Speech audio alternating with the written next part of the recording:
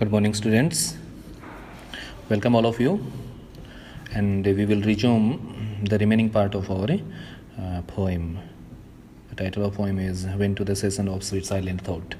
ठीक है, तो इस कविता का थोड़ा सा हिस्सा बच गया था, या फिर आधी कविता ही हम पढ़ पाए थे प्रीवियस लेक्चर। तो हम स्टार्ट करते हैं 5वीं लाइन से। Then can I drown an eye unused to flow for precious friends hid in deathless night. He want to say that my many friends, or almost all friends, are dead. They are sleeping in the deathless night. जो रात है, मौत का जो मौत की compare किससे की गई है, यहाँ मेटाफर का प्रयोग किया गया है कि मौत की तुलना किससे करी गई है? एक नाइट से करी गई है जो कभी खत्म नहीं होने वाली है। डेथलेस का मतलब होता है जिसका कोई अंत नहीं होने वाला है। एक डेट हो गई 5 तारीख, 6 तारीख, 7 तारीख, किसी दिन वो डेट आएगी, लेकिन डेथलेस का मतलब होता है कि the night is not going to end anyhow, मतलब किसी भी तरह से ये खत्म नहीं होने वाली है। And we afresh love's long since cancelled woe. And we've afresh love's long since cancelled woe. और मैं अपने प्यार मोहब्बत के जो दुख रहे हैं उनके लिए मैं क्या करता हूँ, फिर से रोता हूँ। जब मैं when I remember about my love, in previous line he was saying that when I think about my friends and my friendship, and then I found that all my friends are, many my friends are gone and they are dead, and for them I weep, for them I cry, I feel shy. And now he is saying that I feel sorry and I feel sad about my love also, okay, and mourn the expense of many a vanished sight, and I also mourn for many a vanished sight. I have lost many a thing in my life. When I was in my childhood, my father, my mother, and my relatives, and then many more, my grandparents, they all are gone now.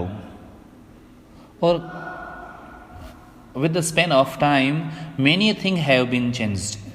many things has been changed.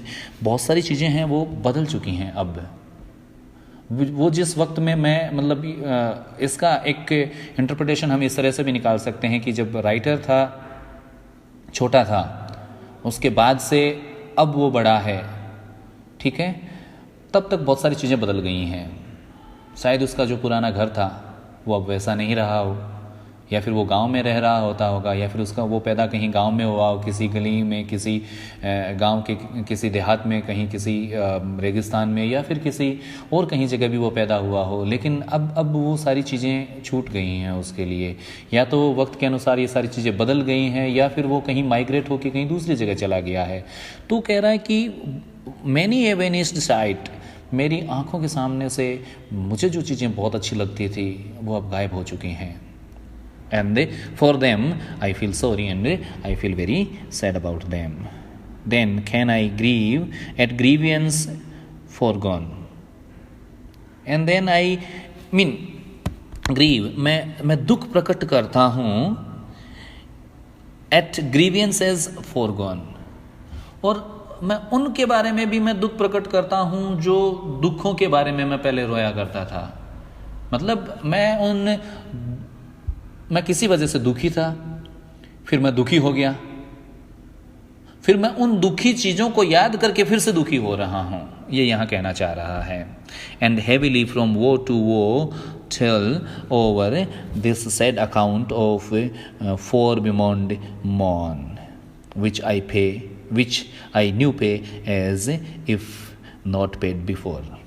So in the previous line, in the beginning of the poem, the writer is saying that when I remember the past things, okay, I summon up remembrance of things past, तो उसमें बहुत सारे दुख दर्द थे, बहुत सारे जो लोग थे वो चले गए, उनके दोस्त मर गए, या फिर बहुत सारी जो साइट्स थी, that site has vanished from his vision, मतलब उसकी आंखों से वो सारी चीज़ें गायब हो गई हैं। उन चीज़ों को देख के वो रोता था और उन दुखों को याद करके वो फिर से दुख प्रकट करता है। And he said that when I feel alone, when I am alone, I remember all these things and I pay a new instalment of morning.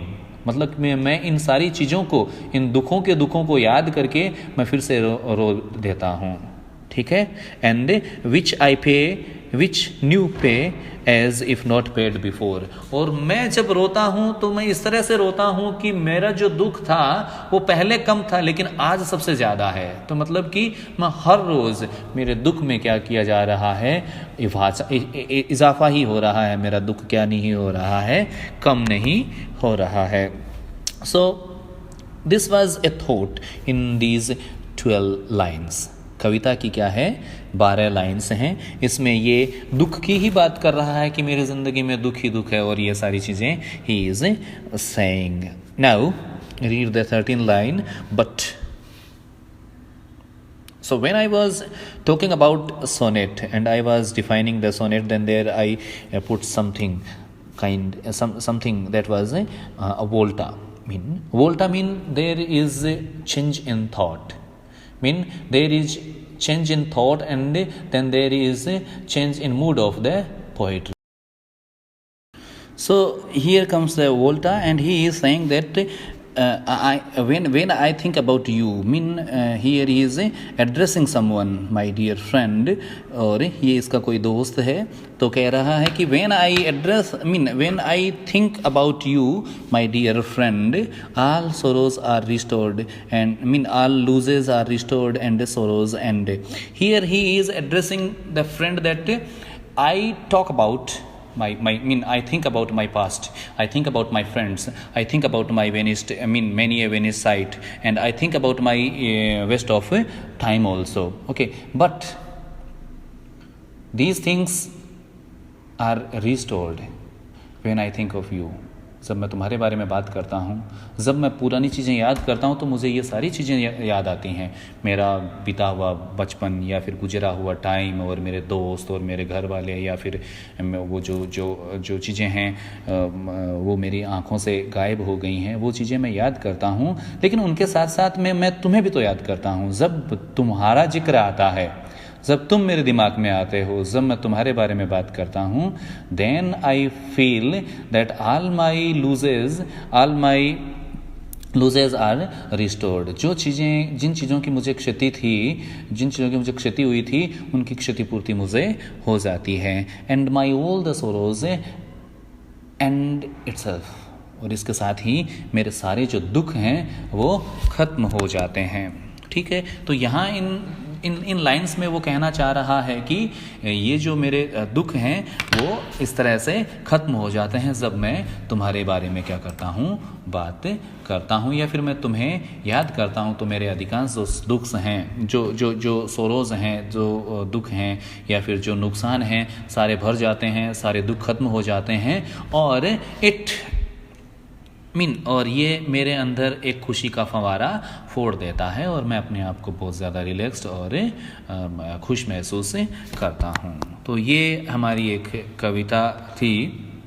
ठीक है, तो इसको आप चाहो तो अपनी व्यक्तिगत ज़िंदगी के बारे में भी रिलेट कर सकते हो, क्योंकि आपके पास कोई ऐसा शख्स हो या फिर कोई मतलब बड़ी दुख हैं आपकी ज़िंदगी में, लेकिन कोई एक ऐसा क्षण हो जिसको याद करके आप अपने आप को खुश महसूस कर सकते हैं। तो ये हमारी एक छोटी सी कविता थी। तो ये कुछ कविता में बातें करी गई हैं। अब हम देखते हैं कि किस तरह के जो लिटरेरी डिवाइसेस उसमें काम में लिए गए हैं। तो हम देखते हैं 2-3 जगह इसमें एलिट्रेशन का प्रयोग किया गया है। तो line number 1, season of sweet silent thought, यहाँ किसका प्रयोग किया गया है, एलिट्रेशन का प्रयोग किया गया है। उसके बाद में हम देखते हैं लाइन नंबर 1, 2, 3, 4, 5, 6, लाइन नंबर 6, उसमें देखते हैं डेथलेस। डी जो साउंड है वो बार बार उपस्थित हो रहा है हमारे सामने। तो यहाँ भी किसका प्रयोग किया गया है? एलिट्रेशन का प्रयोग किया गया है। इसके साथ साथ ही डेथ्स डेथलेस नाइट में मेटाफर का प्रयोग भी किया गया है।